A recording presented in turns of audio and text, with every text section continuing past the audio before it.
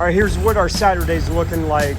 We had a couple of equipment operators that helped us out. They only worked a half day, and right now we've got basically all of this dirt pulled onto the backside of this. I'll take you around and show you what that big anchor boulder is looking like. But we've got the edges all buttoned up. We've got this area cleaned up real nice. Of course, these are the chase lines for the lights. You can see the lights installed in place.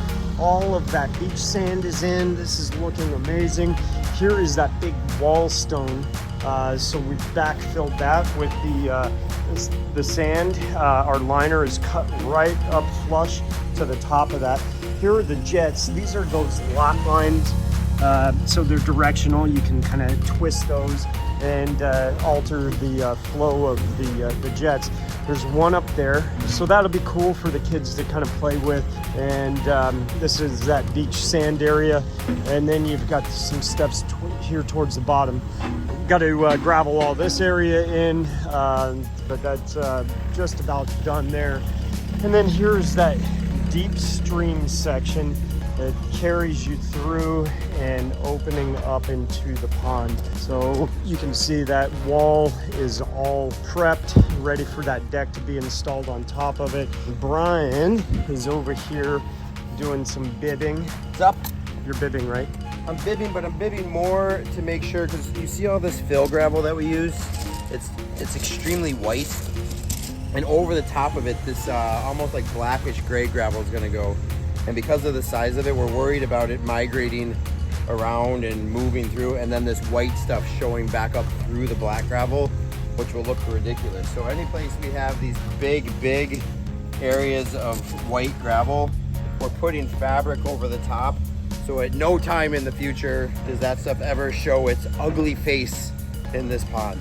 We don't want the ugly to show. So here's some lights. Got some great lights shining up at some of this rock work that's just gonna look amazing at night. And over here, Mr. Hanson is working on setting up the pumps.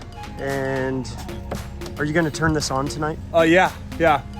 But the pumps will fry in about 30 seconds with no agua. Yeah. It's coming together, Ralph. Yep. And all you guys out there, it looks incredible. Absolutely incredible. Can't wait till this thing's going. Okay, Brian, explain to me why you've got a pile of dirt in the pond. In the pond. So I don't know if you guys can see this, but there's a liner edge right here. But we created this peninsula that came way out here.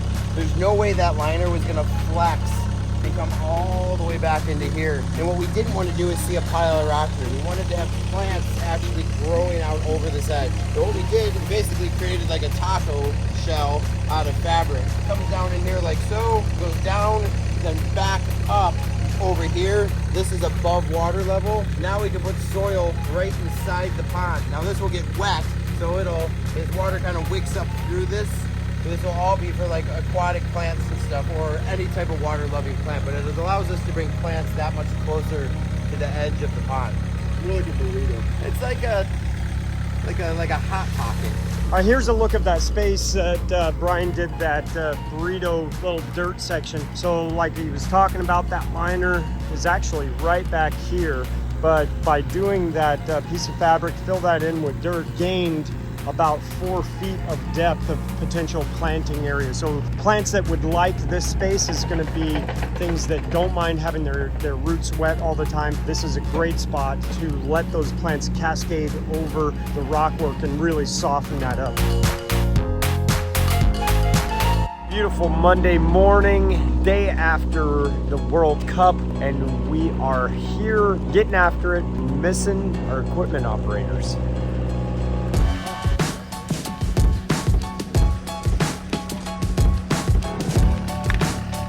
Check out these nice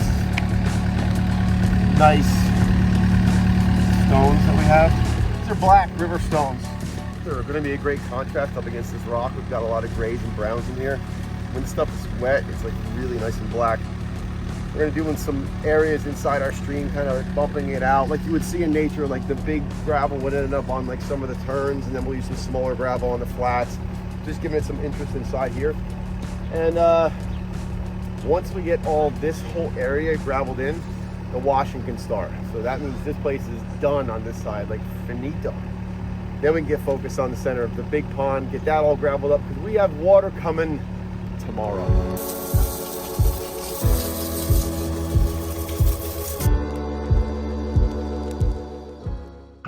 We've got 9 truckloads of dirt coming in, and you can kind of see it's gonna get tight around here.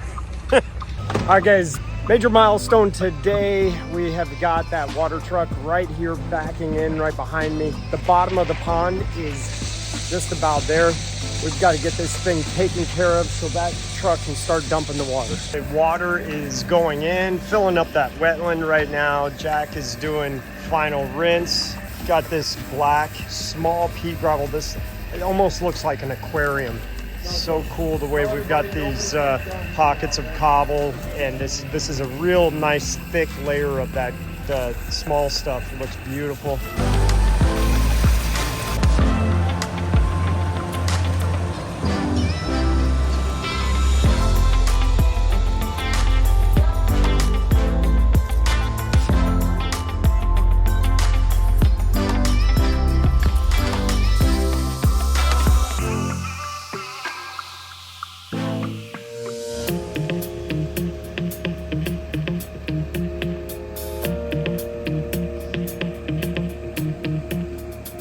So today is really the last full day of production for us. And then tomorrow we'll be here to just situate material, get the work site cleaned up and organized for when Jack returns with the next crew, still working that out to finish out the fire pit and the final details of creating that waterfall. So not the ideal scenario, but we decided a couple days ago that this tree has to go, and the tree guys are here and they're not waiting for us. So barely got them paused long enough to get the stream and waterfall over there covered up, and it is coming down. That's a big one.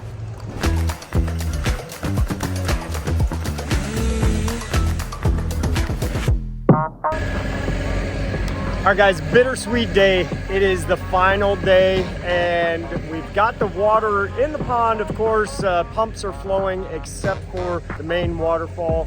Backfilling currently right behind me in preparation of when Jack and a few other guys return in about 3 weeks to button the rest of this up. All right, guys, final push, and we're adjusting the liner over here. The waterfall is up and running. Jets are going. They're floating out this concrete area for the wood deck that's going to lay over this area. Chris and I are working on the lights, hooking up all the lights all around the perimeter of the pond, and also prepping for the return for the waterfall over above the wetland.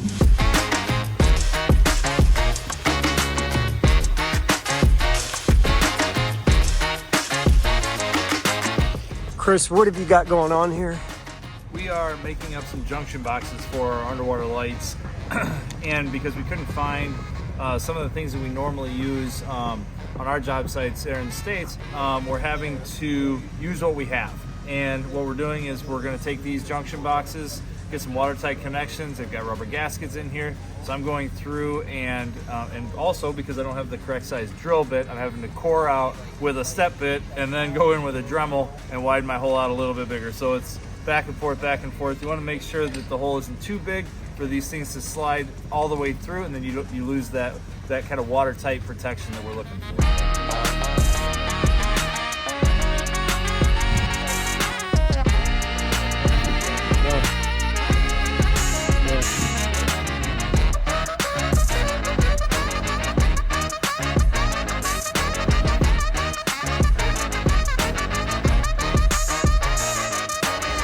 All right, guys, that is a wrap. We're so close to that finish line, but I know Jack is gonna come back, button it up, and make it look so amazing.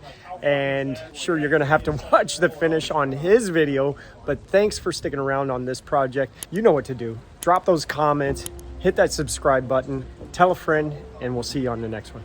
All right, let's give Jack a call and see if he can walk us through.